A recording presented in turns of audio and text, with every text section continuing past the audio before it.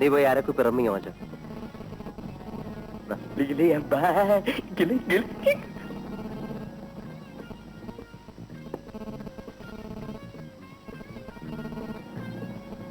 തുറക്ക.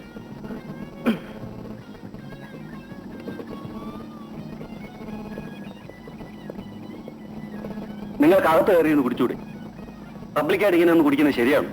പൂമംഗലത്തെ മോഹൻ പബ്ലിക്കായിട്ടേ കുടിക്കൂ, no secret. വിടാശാനെ, അല്ല ഇയാൾക്ക് മാറ്റി കൊടുക്കേണ്ടി വരും. കൊള്ളാവൻ തറവാട്ടിലെ പിള്ളേർ ഇങ്ങനെ തുടങ്ങിയാൽ എന്ത് ചെയ്യാനാ? എന്ത് ചെയ്യാനാ ആശാനെ, ഇങ്ങനെയൊക്കെ ആയിപ്പോയി. പോട്ടെ.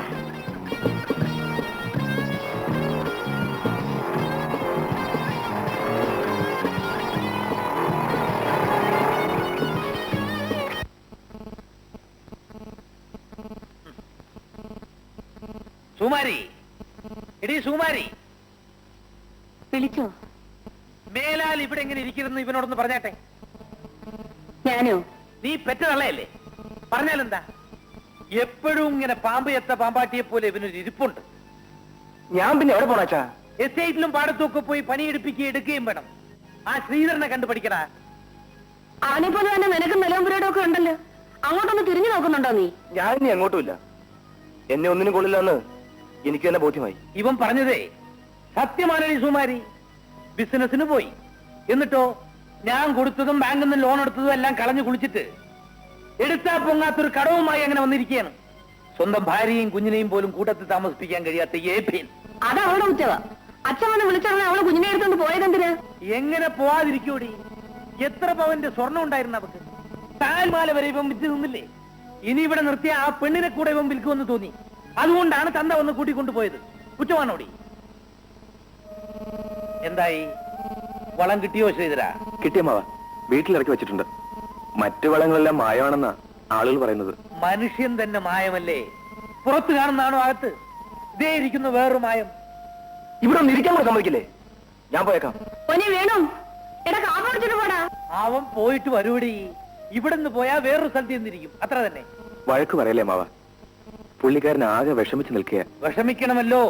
കച്ചവടത്തിന് കൊള്ളാത്തവൻ കച്ചവടത്തിന് പോയാൽ കടം കൊണ്ട് കിറുക്ക് പിടിക്കും. കടത്തിന്റെ കാര്യത്തിലുള്ള ബുദ്ധിമുട്ട് സാരമില്ല മാവ. ഭാര്യയും കുഞ്ഞിനെയും കാണാത്തതാണ് പുള്ളിക്കാരന്റെ ഏറ്റവും വലിയ ദുഃഖം. അത് എന്നോട് എപ്പോഴും പറയാറുണ്ട്. ഇങ്ങനെയുള്ള കടം കൊടുത്തു തീർക്കണം. കുഞ്ഞിനെ ഓർത്ത് തൂങ്ങി തൂങ്ങിയിരുന്ന ഇന്ന് പോകത്തേ ഉള്ളൂ. പറഞ്ഞിട്ടെന്ത് കാര്യം? നീ പോയി കാപ്പി കുടിക്കും. അമ്മാവൻ കുടിച്ചോ? നീ കുടിക്കേ. ഞാൻ ആ തഹസിൽദാരൊന്ന് കണ്ടു ഒരു കല്ലിടിക്കണം.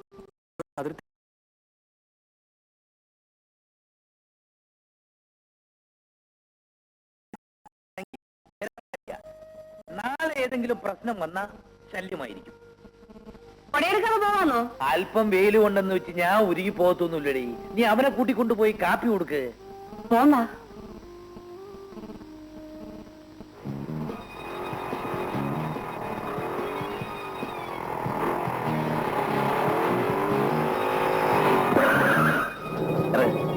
ഞാൻ വീട്ടിൽ ചെന്ന് ഈ വേഷം മാറി അല്പം ദ്രവ്യം എടുത്തോണ്ട് വരാം. നീ ഇവിടെ വിളിച്ചു തന്നാ മതി. വേഗം പറഞ്ഞേ.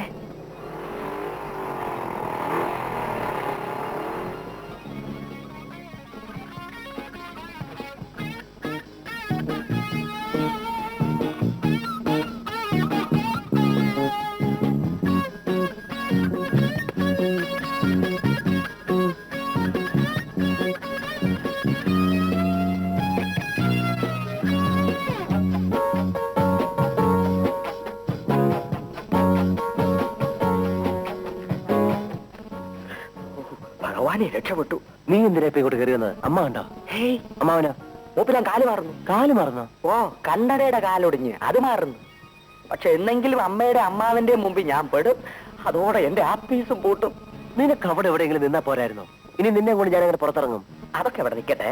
അടുത്ത പരിപാടി എന്താ അതൊന്നറിഞ്ഞാ കൊള്ളാം. ഇന്നലത്തെ പോലെ കൊണ്ടുപോയി കൊലയ്ക്ക് കൊടുക്കാനാണ് ഞാനില്ല. കാണുന്നിടത്തൊക്കെ കയറി മുട്ടും. തട്ട് കിട്ടുന്ന എനിക്ക്. ഒന്ന് നിർത്തടാ. അമ്മ ഇപ്പൊ 100 കൂട്ടം ജോലിയായിട്ട് വരും. അതിനുമ്പോ വിളിച്ചാരണം. അങ്ങനെ അങ്ങ് തിടുക്കം കൂട്ടിയല്ലോ, ഇങ്ങോട്ട് മാറിയില്ല. ഞാനും ഒന്ന് വിനുങ്ങട്ടെ. കൂട്ടത്തിൽ നടക്കുന്നോണ്ട് ഗുണമോ ഇല്ല. എന്നാത്തല്ലേ മണമെങ്കിലും ഇരുന്നോട്ടെ. അച്ഛനെ സത്യം പറയണം, ഇപ്പൊ എന്റെ മനത്തെ കുറിച്ച് എന്ത് തോന്നുന്നു? കെട്ടിപ്പിടിച്ചൊരു ഉമ്മ തരാൻ തോന്നുന്നു. എനിക്കെങ്ങും വേണ്ട. അതിനുവേണ്ടി എത്രയോ പേര് കൊതിച്ചു കിടക്കുന്നു. അവർക്കോടെ ദൈവമേ.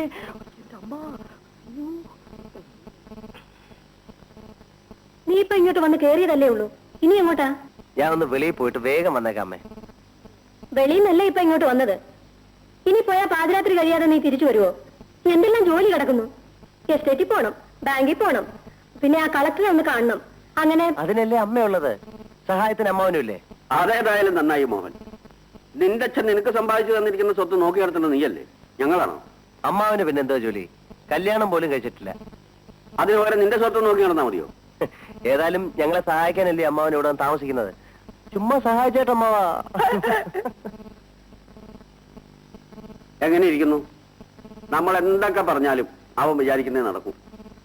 അവന്റെ അച്ഛന്റെ അതേ സ്വഭാവം. നേരാ. വളരെയേറെ സ്വത്തും അതിലേറെ സ്വഭാവദോഷം ഉണ്ടായിരുന്ന ആളായിരുന്നില്ലേ അവന്റെ അച്ഛൻ? കുട്ടിക്കാലം മുതലേ അതൊക്കെ കണ്ടല്ലേ അവനും വളർന്നത്. ഇവനെ ഇനി എങ്ങനെയാ ചേട്ടാ നേരെ കൊണ്ടുവരിക? പിഴച്ചവനെ പെണ്ണിനെ കൊണ്ട് കെട്ടിക്കണമെന്നൊരു ചൊല്ലുണ്ട്. പക്ഷെ ഇവനെ കിട്ടാൻ പെണ്ണിനെ കിട്ടുമോ? അറിയാവുന്നവരാരെങ്കിലും പെണ്ണ് തരുമോ? മോഹൻ പോയില്ലേ ഇതുവരെ? ഇവനെന്തിനാ ഹോൺ അടിക്കുന്നത്? ഞാൻ ഇറങ്ങി ചെല്ലാൻ വേണ്ടിയാണേ. നീ എന്തിനാ ഇതിനകത്ത് കയറിയിരുന്നേ? ഇറങ്ങാൻ വേണ്ടി കയറിയതാണേ. Dangerous house. നീ ഉത്തമനാ ചേട്ടാ അവനെ വഷളാക്കുന്നത്. അയ്യോ, ദൈവദോഷം പറയല്ലേ. ഉത്തമം വിചാരിച്ചാ വല്ലതും നടക്കുമോ? നമ്മുടെ മോഹൻ എന്ന് പറയുന്നത് ദുർഗുണങ്ങളുടെ ഒരു സർവകലാശാലയാ. അന്തോണി ചേട്ടാ, ഷീറ്റ് എത്രയുണ്ട്? 54 ഉണ്ട് കുഞ്ഞെ. വൈകുന്നേരം സഹകരണ സംഘം ഓഫീസിലേക്ക് കൊടുത്തേക്ക്. ശരി കുഞ്ഞെ. വളം എടുത്തു വെച്ച കുഞ്ഞുണ്ണി? എടുത്തു വെച്ചു. അടുക്കളയുടെ മൂലയിൽ പെരിച്ചാഴി മന്തി ഒരു കുഴി കുഴിച്ചിട്ടുണ്ട്. അത് ആള് താമസം ഇല്ലാത്തോണ്ടാവും കുഞ്ഞെ. ഏതായാലും കുറച്ച് കല്ല് വാരിയിട്ടും തല്ലി നിർത്തിയേക്ക്. താക്കോൽ ആരുടെ കൊടുക്കണം? പണി കഴിഞ്ഞ് പൂട്ടി അമ്മയുടെ കയ്യിൽ കൊടുത്തേക്ക്. ഓ.